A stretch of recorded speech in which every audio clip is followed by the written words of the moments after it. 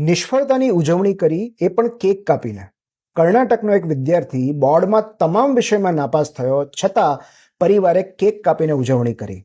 આ સામાન્ય ઘટના રાષ્ટ્રીય સમાચાર એટલે બની ગયા કારણ કે માર્કશીટથી ઓબ્સેસ્ડ એવા આ યુગમાં એક પરિવારે માર્ક્સને બદલે મૂલ્યોને પ્રાધાન્ય આપ્યું.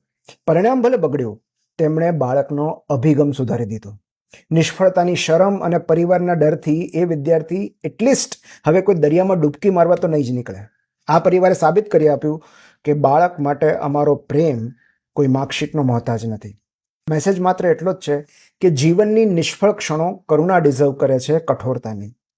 આપણા જ વાલા દીકરા કે દીકરીની નબળી ક્ષણો સહાનુભૂતિ અને સપોર્ટ માગે છે, સજાની.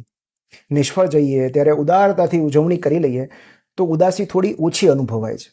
એ પરીક્ષામાં મળેલી હોય કે જીવનમાં, નિષ્ફળતા પ્રત્યેનું આપણું વલણ આપણા બાળકોનો અભિગમ નક્કી કરતું હોય છે. નિષ્ફળ જવા છતાં પણ કોઈનો પ્રેમ ઓછો નહીં થાય, એવી માન્યતા સાથે જ્યારે બાળક મોટું થાય છે ત્યારે નિષ્ફળતાના ડર વગર એ દરેક જોખમ ખેડી શકે છે.